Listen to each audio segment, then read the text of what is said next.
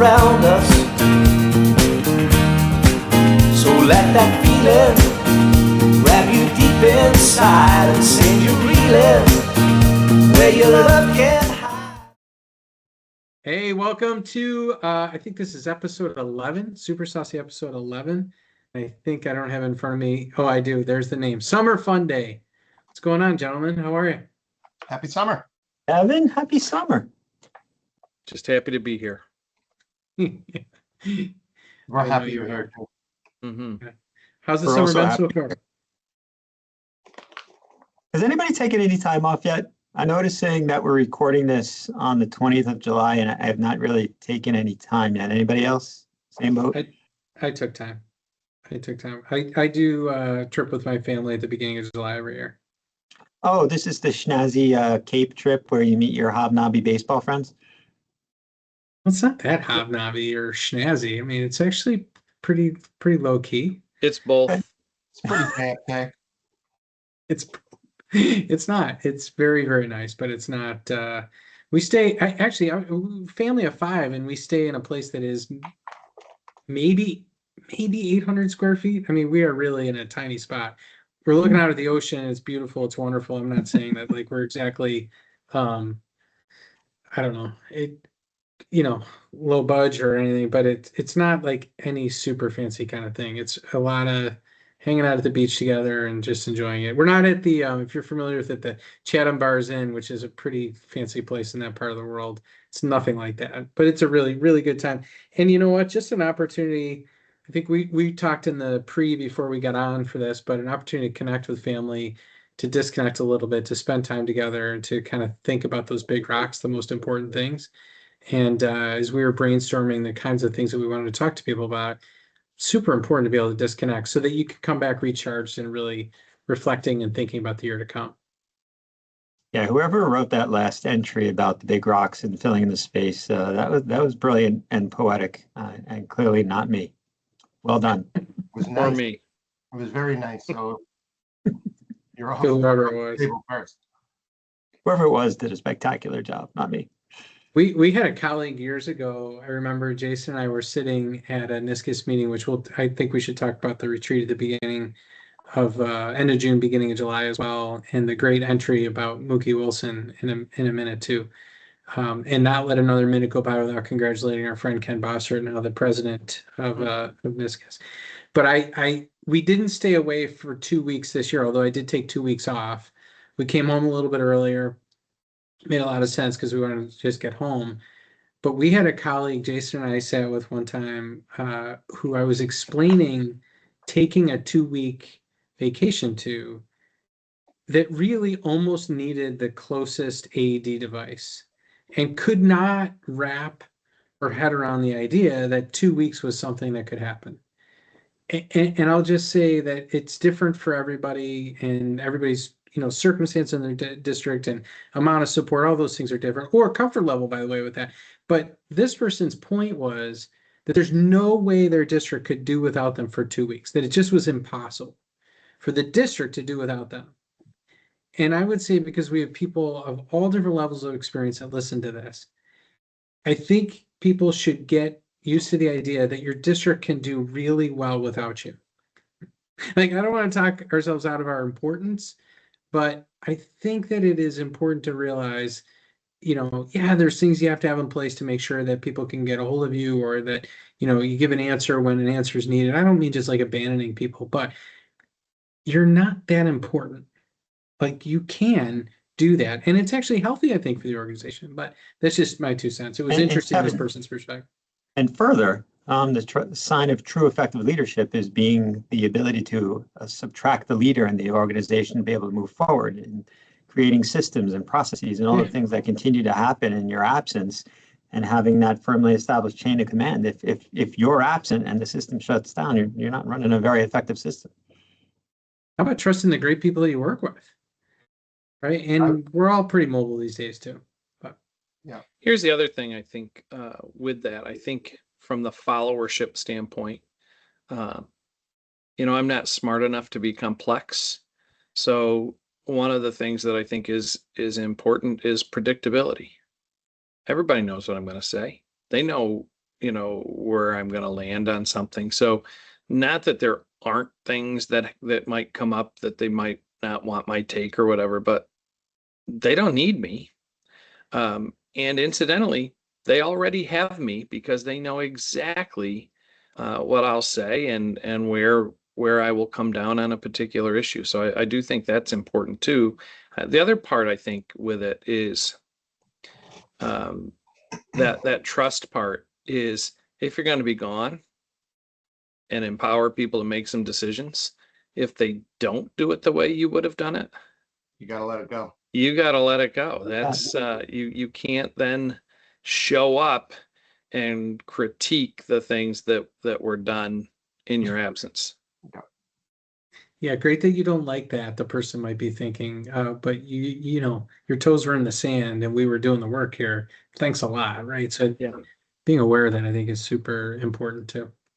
It is empowering. I had a principal 25 years ago who said received a compliment from a professional developer, and it was a day that the principal was not present in the building, and the compliment went, "Your faculty was so fantastic," and I was a new teacher, so I was quiet and probably in the back, but your faculty was so fantastic. This building, hummed without you. It's what a good feeling that must be for you. And she said, absolutely not. They need me here every day to make sure that they're doing their job. And that was not an implicit message. That was quite explicit about the trust that you have. And I think a lot of people left feeling disempowered, but it is empowering to get folks to step up for you when you're not there. For sure. Anybody else get away? Not really. So sort of. I did take a long weekend, July 4th. So made it July 2nd, 3rd, 4th, and 5th. So with that, so we have a camp up in Clayton on in the Thousand Islands, and our whole family was there. So our daughter came with her husband and twin 10-month-old babies and a dog, and then our other daughter and her husband and a 3-year-old and a 9-month-old baby and a puppy. And my son declined. He smartly said no thank you. But so we spent the long weekend together, and then the following weekend I went back. But lots of babies, lots of dogs, lots of crying, and the babies cried once in a while too. Oh, funny. I took Friday and I went into the Javits Center in Manhattan for Fanatics Fest. And if you're not familiar with it, this is Comic-Con for athletes. So they bring together all athletes, and there's all kinds of things going on. And it's just a sports fans like Shangri-La. And there's an old expression about never meet your childhood heroes. So I met my childhood hero. I had an opportunity for a meet and greet with Don Mattingly, the Yankees' former first baseman and the current manager of the Philadelphia Phillies, for those of you that follow that team. Did not disappoint. Gentleman could not have been more generous with his time, could not have been more engaging with the fans, and everything you want in a role model and a hero, he illustrated that day. Really great. And because I was with a goofy buddy who hijacks part of the conversation, we also know that Don Mattingly's favorite ice cream flavor is vanilla. Because of all the things he chose to ask this baseball legend, what was his favorite flavor of ice cream. So for those who want to know, the answer is vanilla, for those who are interested. Yeah. Good choice. We met another baseball legend, same era, Mookie Wilson. And thanks to you, Ken, and the council for putting that together, but giving us all a chance to learn from Mookie. And, a lot of us were talking about this, to ask somebody and to have the opportunity to hear about their famous moment, like the moment that made them most famous, and from their first person perspective to hear about that. But all the other things that he said to us, that again, another one of you wrote really, really thoughtfully about this past week, just show up.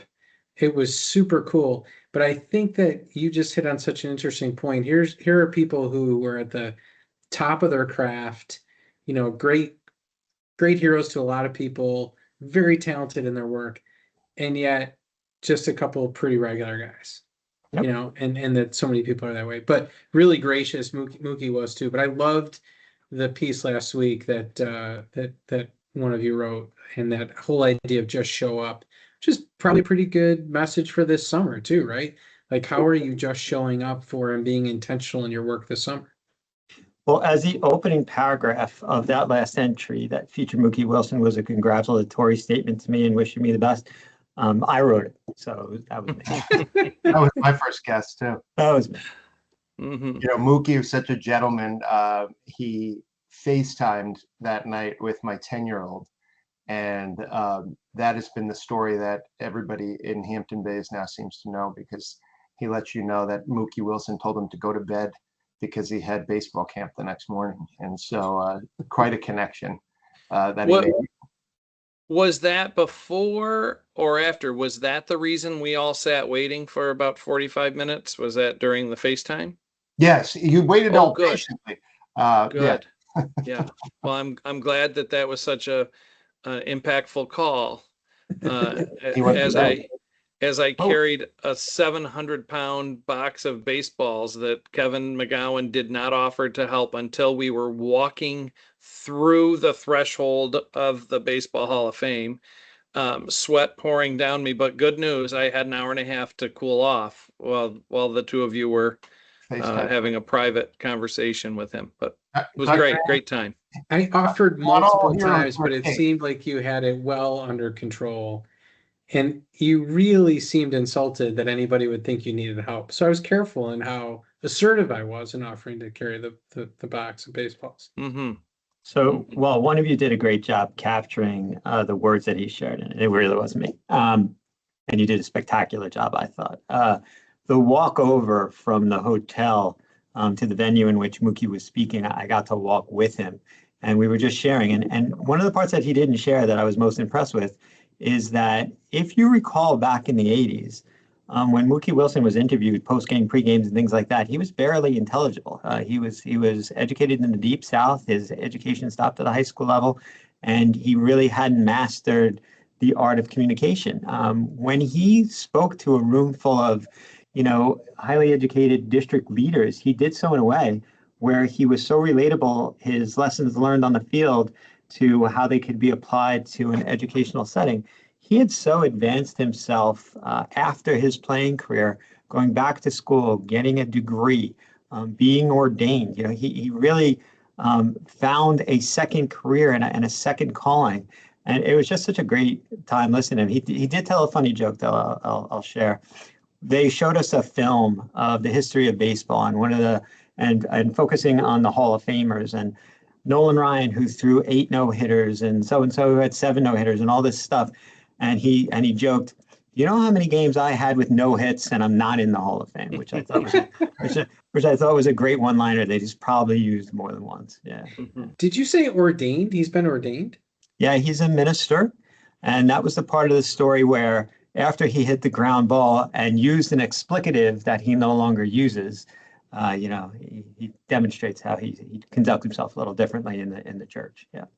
Incidentally, I'm also ordained. I don't think in the same church. Probably not. I don't. He probably went prior to being doing that online. And I thought this was really funny.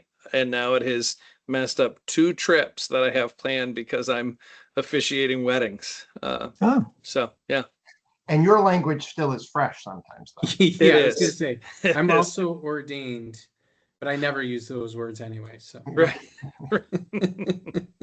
Well, I have difficulty getting through these Zooms without using those words. So I'm very impressed with you guys. You So know, what I do you love guys, what he what- mentioned. oh, go ahead, sorry. He talked about just showing up,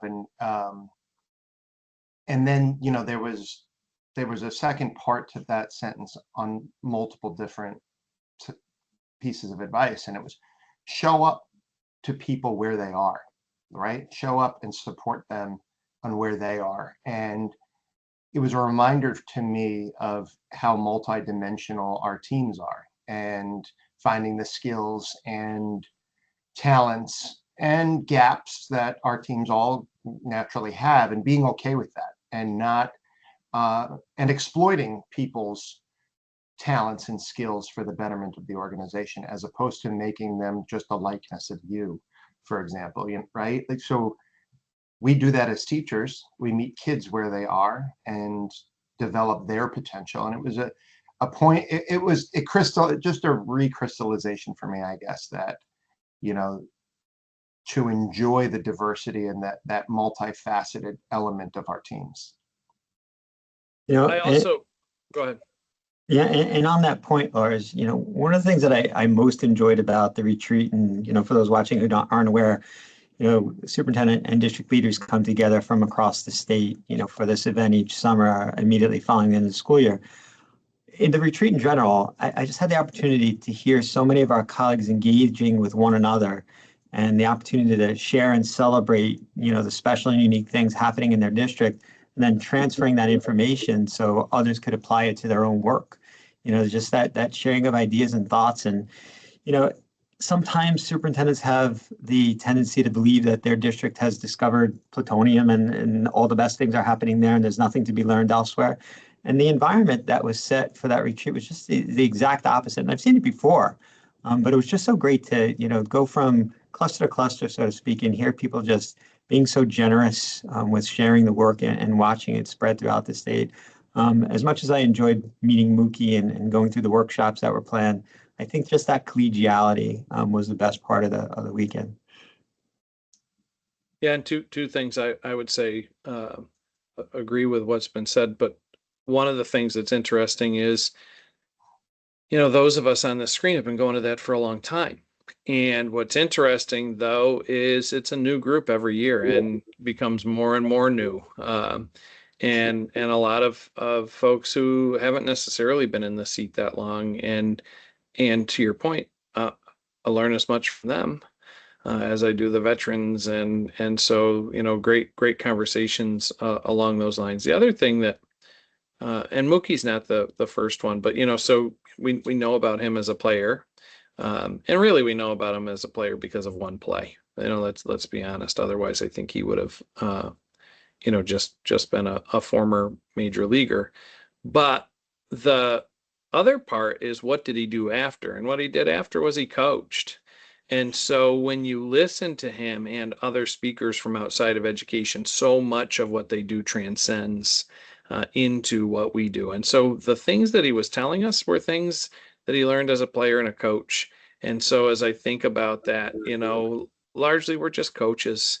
And so how do we take those lessons from things, not just outside of our district, but outside of our leadership profession, and really apply those lessons in our own context? So interesting piece. I just want to reflect on something, not to go into a negative space at all. I mean this more to connect to people that listen to this or who have said this to us. You mentioned that space gets newer and newer every year with people that are younger in the work.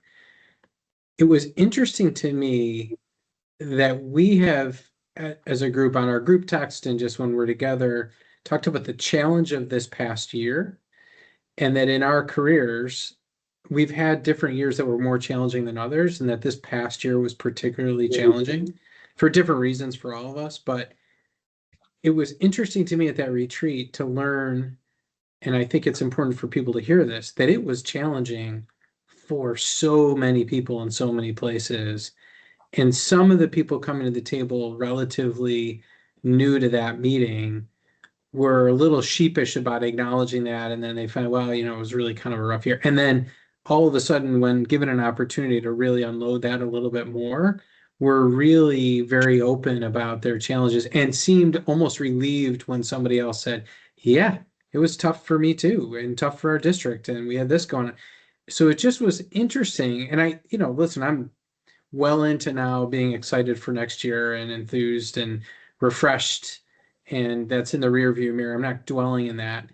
But I think it's really interesting, and I think people need to hear that it was challenging all over the place for so many people throughout last year for, again, a lot of different reasons. I think the discourse in the world, though, affects all of us in different ways.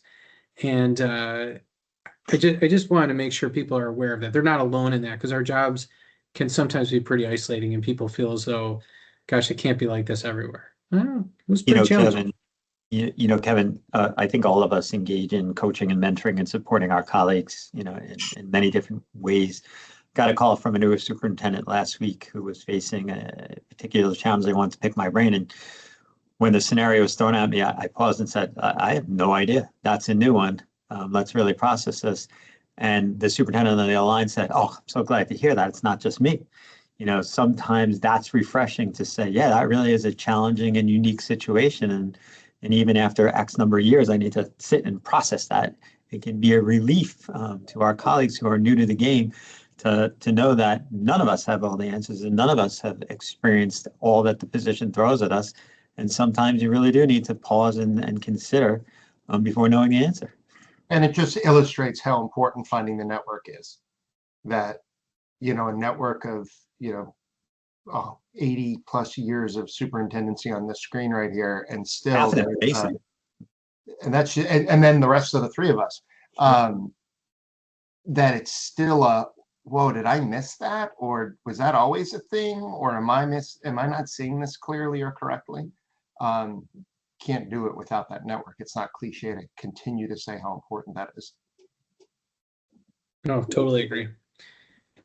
So what are you guys doing right now this time of year that is preparing, you think, for next year and for really the best, if a good preseason is the key to a good season, what's happening in your preseason to make that happen?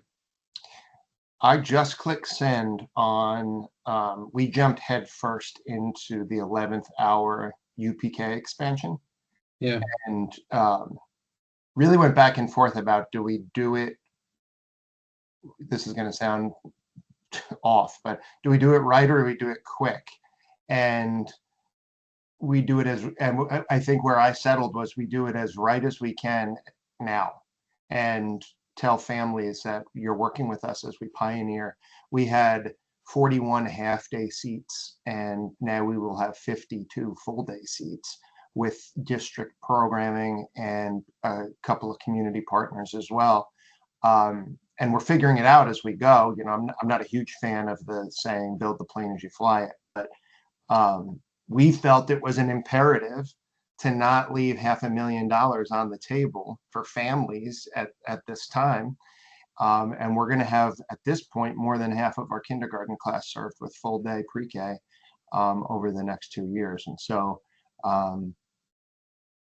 the preseason is going to start at 4 years old for us, which we're really excited about. So we just clicked send on the placements today. Awesome. Yeah, I got to tell you, I've always thought the greatest impact we have on our districts is the people we choose to recruit and retrain. So this has been a big summer so far of making sure the right people in the right positions in the right places. And we have some high profile. We're having a final round interviews for principals tomorrow. So as much time as it takes and as much work as there be done, I always make sure to take a personal interest in the new leaders we bring to the organization. So a good portion of this month has been identifying a singular principal for one of our elementary buildings, but I think the time and the effort are well worth making sure the outcome is what it needs to be. Yeah. No doubt. Jason, in addition to preparing UPK for your granddaughter, Right. what else are you up to? So we just one of the things that we spend the second week of July doing is our district strategic planning. And so in doing so, I had 2 administrative retirements, and I have changed up our administrative structure. We did some restructuring, and so to Ken's point, we hired 2 new building level administrators and elevated a building administrator, and so we've been figuring that out and getting to know. These are 2 people from outside the district, so we're been working with them and trying to get them up to speed, but also to learn from them, and then really just trying to plan things out and doing some work around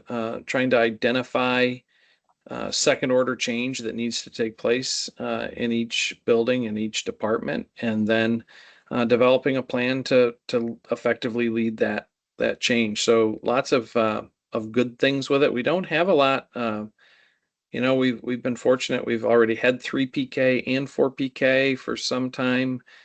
So that wasn't really an impact for us. We're trying to learn more about a number of things, including the anxious generation and trying to stay ahead of the news cycle on some things as well. All right, that's a great segue though to another piece that we just saw today, Newsday article, the governor proposing screen time limits for kids in school. You mentioned The Anxious Generation, great book. If people have not read that, to kind of dig into that idea of what technology, social media, a phone in kids' hands has done to the way kids think, the way they act, the way they frankly suffer from mental health challenges at a much, much higher rate.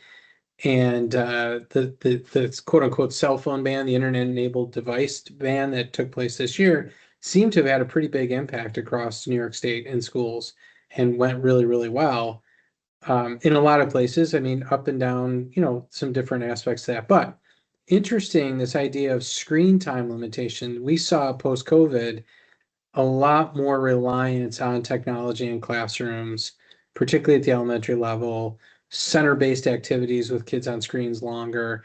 The governor now, as is not a surprise, would happen politically, is jumping into this conversation and seems to have gotten a lot of credit for the cell phone ban. So this is the next logical step.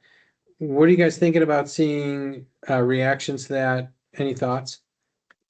I got to tell you, I'll give credit where it's due. In the Newsday article,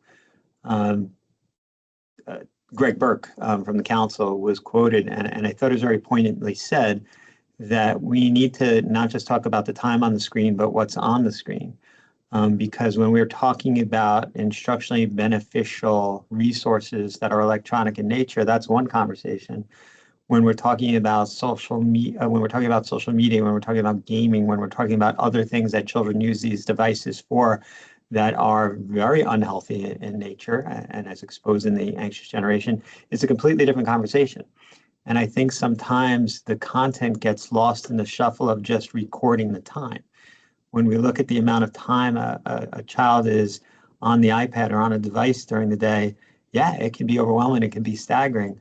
But what level of productivity is being measured? What is the content of their engagement? What are they using the device for?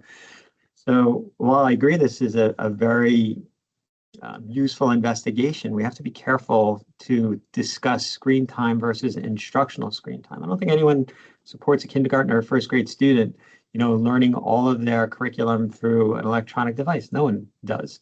But once you get up to the middle school, high school level, let's take a look at what the content is for these devices. Let's take a look at how the time is being spent before we start to designate a one-size-fits-all approach to what the amount of minutes should be per day, per week, per month. I think we have to be very measured about that. Yeah, and I would actually go back to something, Kevin, you said about the internet-enabled devices, and you said 2 things. You said that it went smoothly and that it had a big impact. And I would say, yes, it went smoothly. And I don't know that it had a big impact. I think it had a measurable impact on fewer disruptions and fewer disciplinary things and so on. I do think it's always interesting whenever we have something like this. Now we're working on our public report to put how many times we had to make parental contact about phones, which I don't think was the point, but apparently it was. We're counting those things. I think to Ken's point, I hope that it's a thoughtful discussion. I don't know. I think common sense says, yeah, kindergartners shouldn't be on devices all of the time, right? That just makes some good common sense. But I think we have to go beyond common sense when the devil's in the details and have some thoughtful, not just discussion, but what really is the impact, positive, negative, When we're talking about time, how much time is too much time, and all of those things. I mean, you can go back to a long time ago, right? They would say, well, if you're in first grade, more than 10 minutes of homework is too much, and 20 minutes in second grade, and 60 minutes in sixth grade. I don't know that there was a science behind that. And there were a lot of people that said, that's nonsense. So I don't know where you go to legislate something that right now I think is nothing more than conjecture.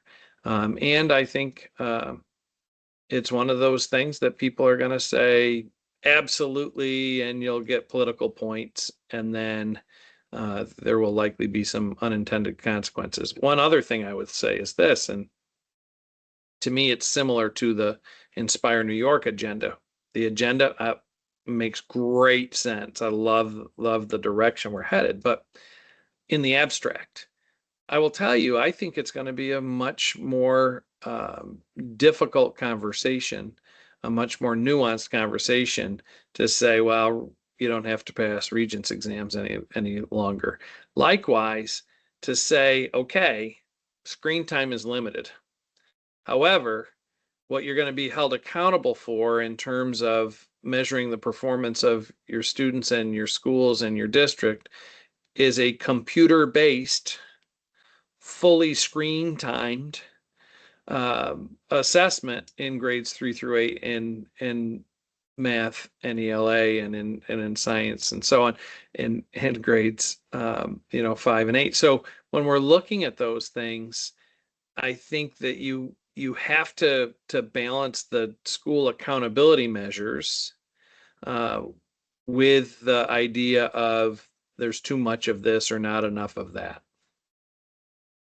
Yeah, I think you bring up a great point. And also this idea of the devil in the details. Let's dig into that a little bit too, because one of the concerns we brought up last summer and we talked about on the screen that I think is important for people to be thinking about is the way we are making change in the state. So to your point about New York Inspires too, right? Which was driven though largely through educators, through the Board of Regents, the state ed department. The internet enabled device plan is not, or was not. And I think there's a lot of us that really worried about this general agreement that, listen, we get it. Cell phones, bad idea. Let's do something about it. I think if you polled most people, they'd say, yes, something needed to be done. And different districts were getting at it different ways. And there's a value sometimes to having Big Brother say no as opposed to you. And then, hey, we're just doing what the state told us we had to do. I get it. But in our state, constitutionally, we are set up to avoid political pressure dictating educational policy. There always will be some degree of that because of the dollars attached, right? So the state budget and the development of the state budget will include language, budget language that will impact schools. We know that that's a reality, a political reality. It just seems that it's pushing further and further into that budget, and I think Governor Cuomo was like the groundbreaker in this more than anybody had been in terms of using the political moment to gain capital by imposing policy through the budget process and then be able to campaign on those things. I worry about that. I worry about the lack of thought that goes into some of that, and that screen time will be a similar issue. So to your point about Greg Burke's advocacy and really thoughtful comment about what's on the screen as opposed to how much time, let's hope that some of those things are carved out with educators having a bit of that conversation. And Jason, you mentioned research and that idea of 10 minutes at first grade, 20 minutes second grade. Well, I think that we could benefit from some really thoughtful digging into what the research actually says and how do you effectively use those tools, some of which can be really powerful for kids and families.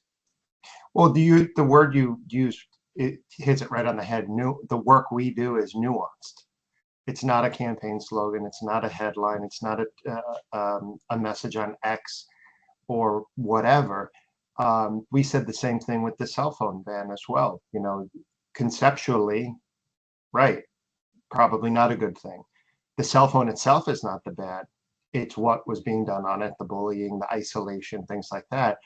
But there were some real instances of students using their phones for legitimate purposes during the day, when we had ICE enforcement in our community, or kids who work shift work after school, and a shift is, becomes available at 1 p.m. for a 4 o'clock start. If the student misses that, they miss the opportunity to work, which could be a family reliant activity for that kid. So we saw during the pandemic, we see it here, that the devil's in the details about how we execute these things in the minute to minute reality that we'll live with these ideas. No screen, less screen, no device, less device.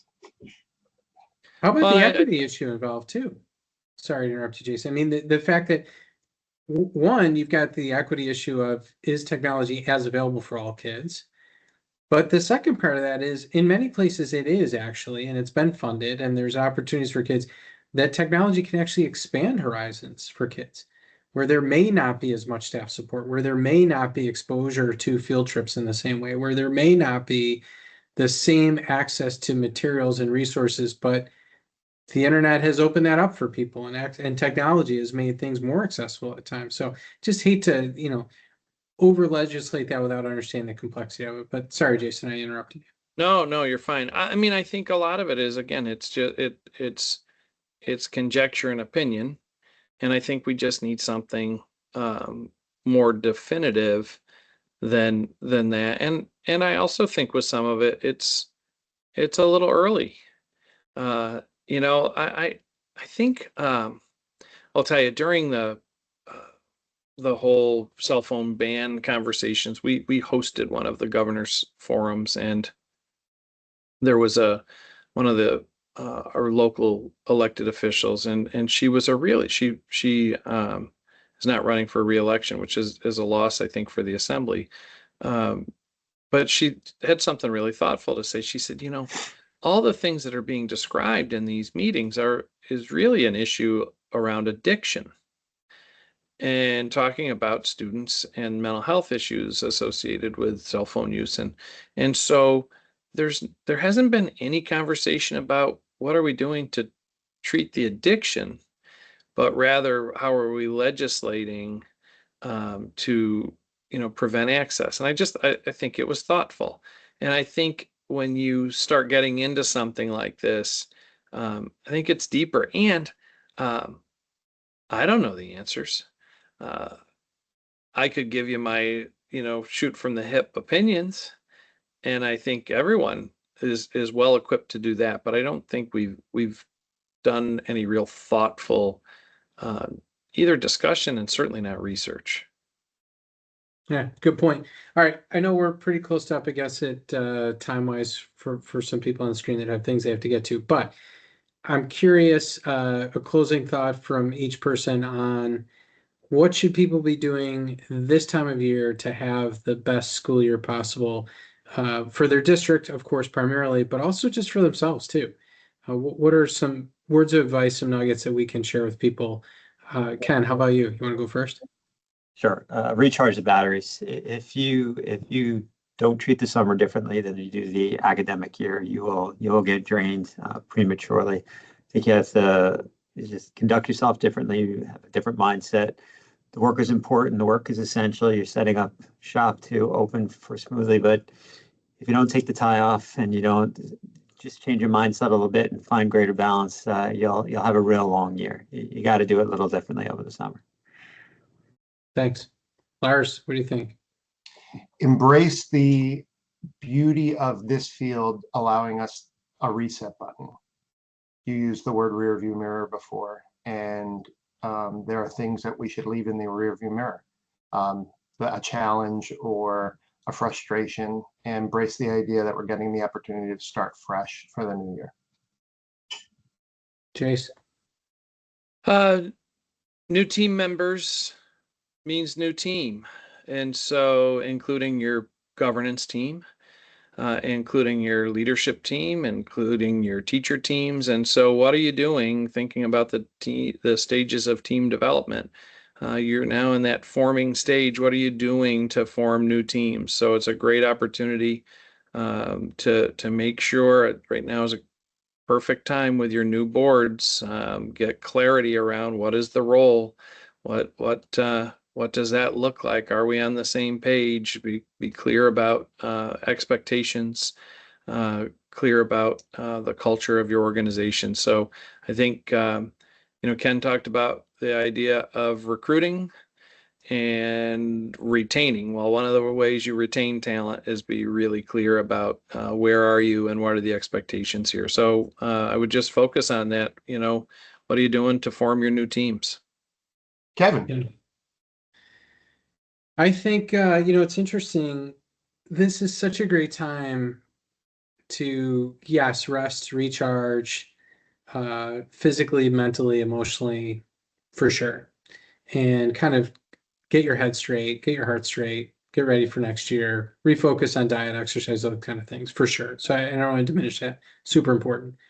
It's also such a great opportunity to refresh, recharge, and reconnect on what you'd like to accomplish this year and take that long view, and then what systems are going to get you there, right? So if visibility is important to you, and hopefully it is, and you want to make sure you're spending times in buildings, well, what system's going to help you do that? You can't just say, I'm going to spend more time in buildings.